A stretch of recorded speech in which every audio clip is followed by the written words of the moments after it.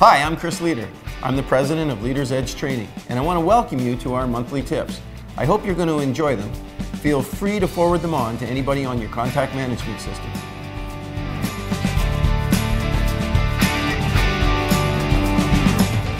Hi, and welcome to this month's real estate tip. The tip this month is just do it. So often we spend all of our time getting ready to get started. I think back to the very beginning of my real estate career, and I can think back about all of the different forms of prospecting that are necessary.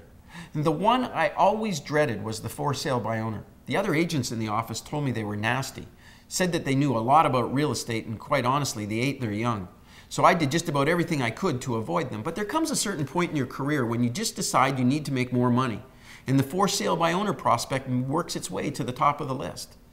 So what I did one Monday morning was I sat down and got the addresses out of the newspaper for the for sale by owners, and I thought to myself, I'm going to head out and I'm going to actually go over and ring some doorbells. So I found my way over to the for sale by owner address, and I drove by one direction. And then I drove back down the other direction again. And I got to the end of the street, and I had this sinking feeling in my stomach that there was, I just didn't seem to know enough about the neighborhood. There might even be some properties for sale, and I bet you the FSBO would know all about the competition, and I wouldn't look very professional if I didn't know a lot about the neighborhood. So I thought it would be best that maybe I should drive the neighborhood for a little while before I go back and ring the doorbell.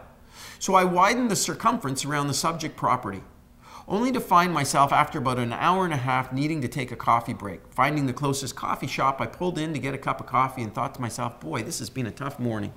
I never talked to anybody, I never prospected anybody, and I've spent the last 2 hours basically driving around.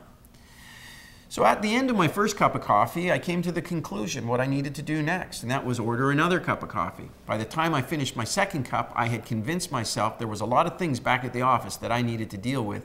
I promptly got back in the car and headed back to the office and never, ever rang that doorbell.